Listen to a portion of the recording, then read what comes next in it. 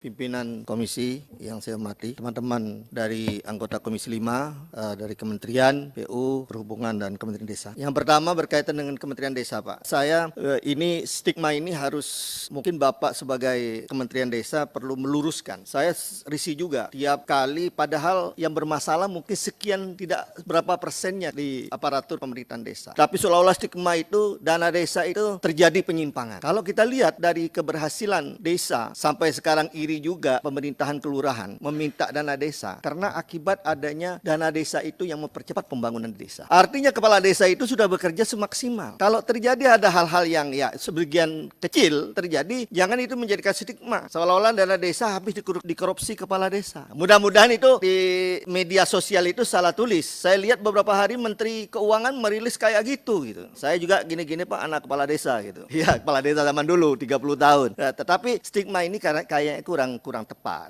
Karena kenapa sekarang kelurahan juga minta dana desa? Karena memang dengan adanya banyak dana desa sekarang pembangunan desa itu lebih cepat daripada perkotaan, sehingga pemerintah mengalokasikan dana tersebut di kelurahan. Yang kedua berkaitan dengan masalah di KPU-an, saya kira mungkin nanti memang berkaitan dengan ULP itu memang banyak keluhan, Pak. Artinya ada juga yang banyak juga para pengusaha berkaitan dengan proses. Ya, digugurkannya satu itu ada yang merasa tidak fair, kok ini saya sekian penawarannya baik, tapi mungkin ini kita kan tidak bisa dulu menjustis terhadap itu, mungkin nanti kita akan adakan rapat secara keseluruhan. Saya kira ini beberapa hal yang saya kira tidak terlalu banyak. Yang kedua juga gini Pak, berkaitan dengan masalah legalitas terhadap BPK, hasil laporan BPK itu. Karena dikeluhkan juga oleh aparatur mungkin di kepanjangan tangan Bapak di daerah-daerah yang saya dapat, laporan PPK clear, tetapi kemudian hari ternyata tetap ada persoalan-persoalan. Nah, ini kan harus didudukkan ini. BPK itu lembaga yang diatur sesuai dengan Undang-Undang 45 sebagai lembaga tertinggi, lembaga tinggi negara. Dia punya fungsi terhadap pengawasan keuangan. Tetapi kenyataan legalitas itu kemudian menjadi persoalan juga. Nah, yang kedua berkaitan dengan juga harus dibenahi sistem kita. Berkaitan dengan pekerjaan. Di awal kan masih privat itu, kontrak. Seharusnya pada